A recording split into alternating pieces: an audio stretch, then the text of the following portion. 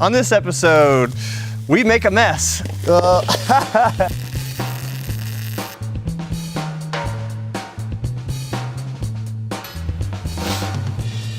In case you missed it, we got the wheels and the spindles and the axles all mounted to this frame. Now it's time to build the platen, which is the flat working surface that the work is going to ride against. But we got raw stock, we need to cut everything.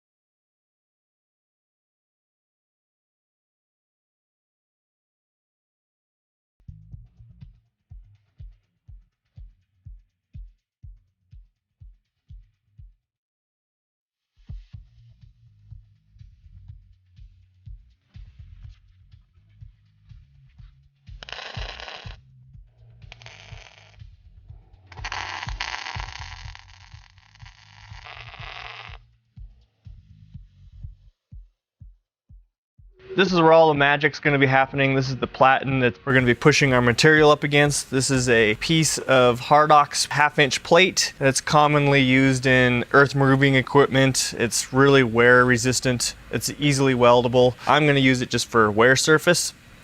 But I want to manufacture here a vibration dampening platen, kind of like a dead blow hammer. I've fitted some ports on the top and bottom, and then we're going to cap this. So there's a cavity inside here. So we'll be able to pour in some garnet or some sand, someplace to just keep some of the vibration out. I think I'm at that point where this is a cool experiment to see if this really works, which it should.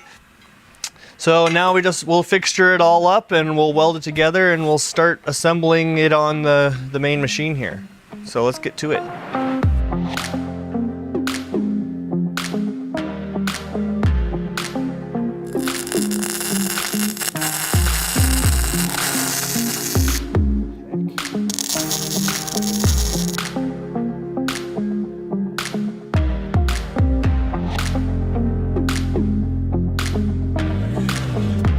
We got the platen and the base all fabbed and welded to the main frame here, and everything's just turning out super precise. Man, this thing is fitting together like we're making a clock. Here we have slots behind this platen, and there'll be a long bolt that you can access from the other side. And these long bolts will be the clamping force, so I can clamp this platen to this base. I got quite a bit of adjustment, so I can adjust forward or backwards or whatever I want to do, okay?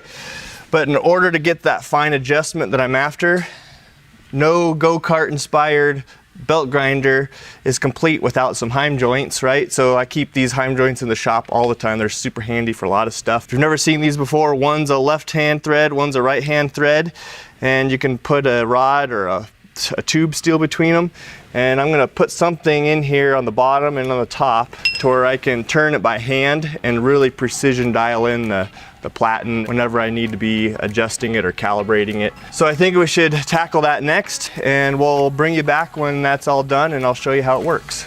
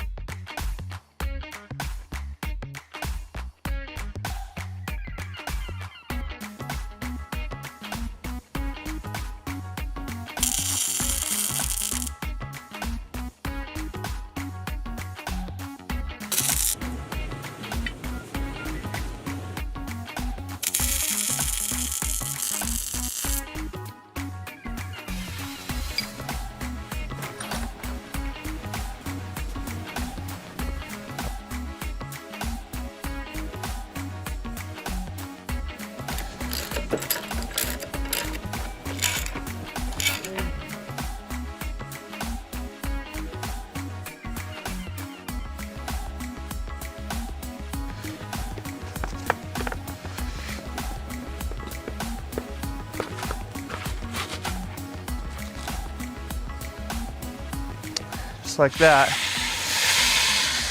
So you can see my platen isn't adjusted right. You see, we can adjust it. You work so hard to get to a point to see something actually come to life. This is turning out better than I expected. Pretty cool. Let's do a little sound test because we haven't filled this platen yet with garnet or sand or water or whatever I end up putting in here, but you guys are probably curious like I am what it sounds like before, and we'll do an after test.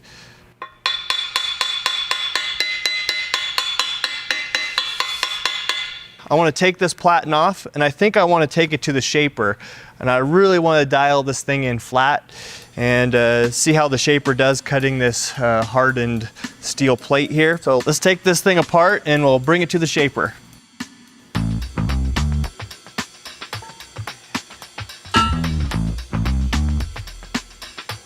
We're going to try this carbide tool. We are running 23 strokes per minute at a 25-inch stroke. We're only going to be taking like a 32nd to a 1/16 of an inch off the surface here.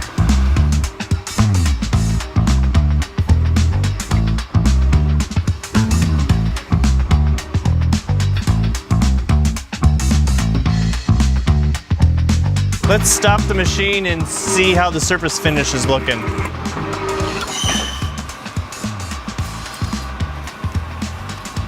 at that.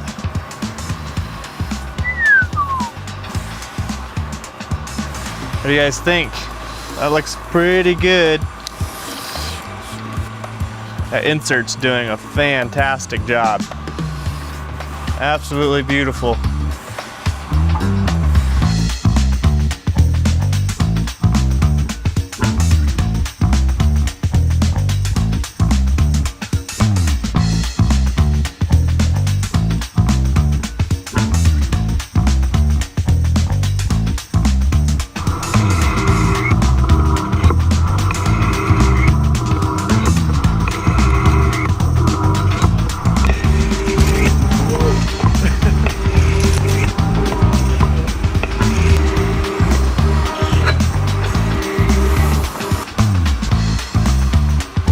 Look at that. That almost looks like it's surface ground.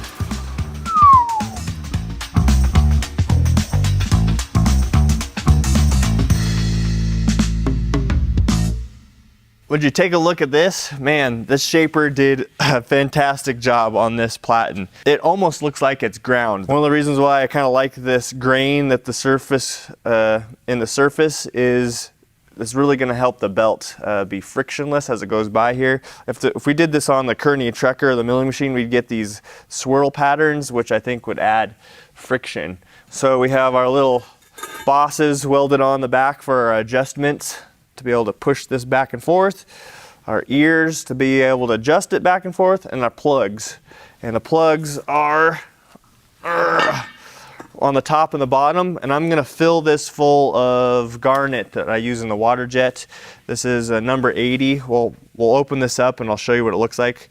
But now's the time we're gonna fill this up to see if we can get rid of the resonance sometimes you get when you push against the platen. It almost kind of rings. So I'm gonna try to make this a dampening platen. We'll see if it works. So let's fill it up now.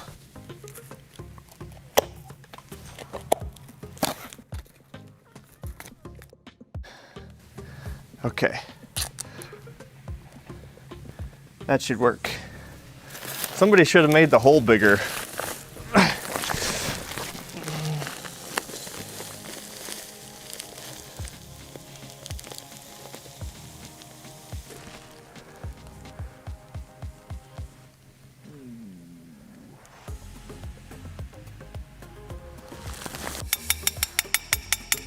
Okay, I think that's all she wrote. hopefully this should sound kind of thuddy. Here's my hand. Just sounds like meat slapping this thing.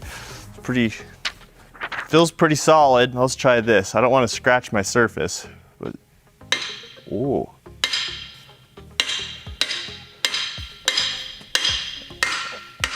Up here, obviously. Big difference here. Before, now. Before, now. Man, pretty good. Thump, thump, thump. Here's this one.